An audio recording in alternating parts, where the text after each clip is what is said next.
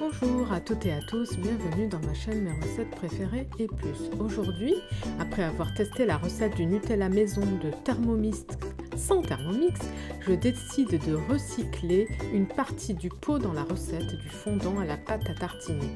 Une véritable tuerie, tellement c'est délicieux. Sans plus attendre, nous allons commencer. Mais avant tout, chers gastronomes, merci de vous abonner à la chaîne si ce n'est pas encore fait. Vous aurez besoin de Nutella, pâte à tartiner de Thermomix. La recette est sur la chaîne, de la farine, 2 œufs, du beurre, du sucre vanillé et de la levure, tout simplement. Alors, ce qu'on va faire dans un premier temps, on va faire fondre au micro-ondes 200 g de pâte à tartiner avec 60 g de beurre. On va le faire fondre au micro-ondes.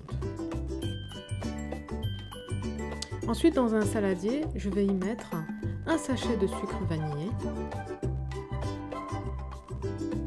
et je vais casser 2 œufs.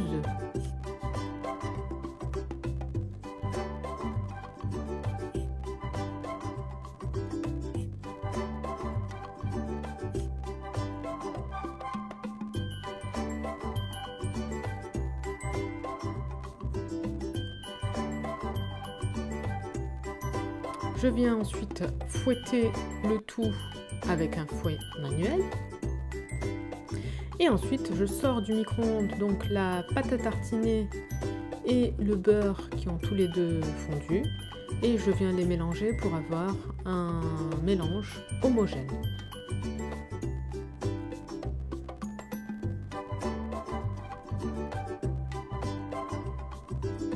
Donc la pâte à tartiner de Thermomix sans Thermomix, c'était un défi que je m'étais donné. Donc si vous voulez trouver la recette, elle est sur la chaîne. Donc on verse le tout sur les œufs et le sucre vanillé.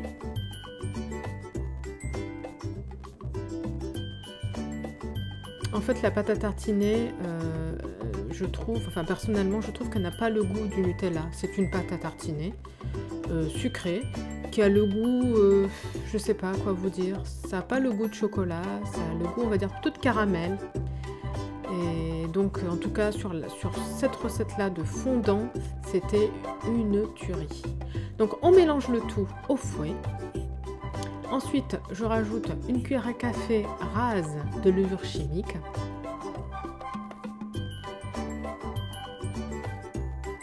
Et je termine par 60 g de farine tamisée.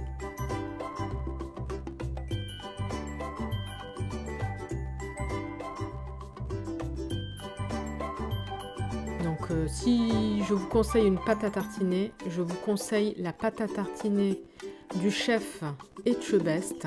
Et la recette se trouve également sur la chaîne. Elle, c'est vraiment une vraie réussite. Après, comme on dit, chacun ses goûts, hein. Donc voilà, notre pâte est prête. Je vais prendre un moule carré, donc un petit moule, hein, que je vais venir beurrer et fariner.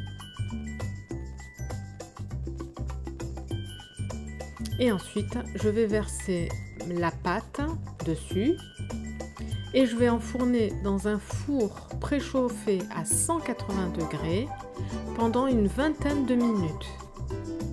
Chaleur tournante comme d'habitude. Et voilà ce qu'on obtient. N'hésitez pas à tester la recette et à me dire en commentaire ce que vous en avez pensé.